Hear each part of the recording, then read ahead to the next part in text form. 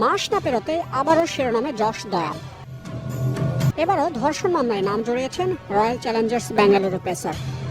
আবারও ধর্ষণের অভিযোগ রয়্যাল চ্যালেঞ্জার্স বেঙ্গালুরু পেসার যশ দয়ালের বিরুদ্ধে। আর প্রমাণ মিললে এই মামলায় কমপক্ষে 10 বছর আর সর্বোচ্চ যাবজ্জীবন কারাদণ্ড হতে পারে দয়ালের।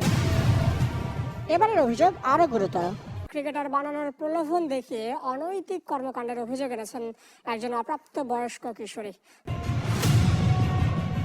গুজরাট টাইটান্সের হয়ে খেলতেন তিনি। আরেকটি অভিযোগে বলা হয়েছে 2024 সালে আইপিএল এর ম্যাচ চলাকালীন জয়পুরে ছিলেন দয়াল। সেখানে ভুক্তভোগী তরুণীকে ডেকে এনে দ্বিতীয়বার ধর্ষণ করেন বাঁহাতি pacer. Protection of children from sexual offence act বিশেষ এই আইনের আওতায় পড়বে এই মামলা। ঘটনার সময় আরসিবি পেসারের বয়স 27 বছর হলেও বাদীর বয়স ছিল 17 বছর। পেশাদার ক্রিকেটার হিসেবে ক্যারিয়ার গড়ে তোলা দেওয়ার প্রতিশ্রুতি দিয়ে জয়পুরের দায়ের করা নতুন এফআইআর ভাষ্য মতে 2 বছর যাবৎ এক অপ্রাপ্তবয়স্ক তরুণীর ওপর যৌন নির্যাতন চালিয়েছেন দয়াল। যাবজ্জীবন কারাদণ্ড হতে পারে দয়ালের, অথবা অভিযোগ প্রমাণিত হলে কমপক্ষে 10 বছরের জেল। প্রাথমিক তদন্ত শেষে চলতি মাসের শুরুতে তার বিরুদ্ধে মামলা দায়ের করে গাজিয়াবাদ পুলিশ। এর আগে জুনে গাজিয়াবাদ থানায় দয়ালের নামে বিয়ের প্রলোভন দেখিয়ে শারীরিক সম্পর্কের অভিযোগ করেন আরেক তরুণী।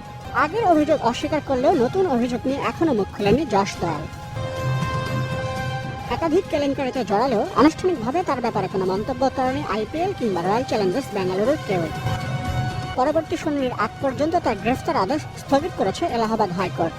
এ বিষয়ে এখনো কোনো মন্তব্য করেনি আরসিবি পেসার।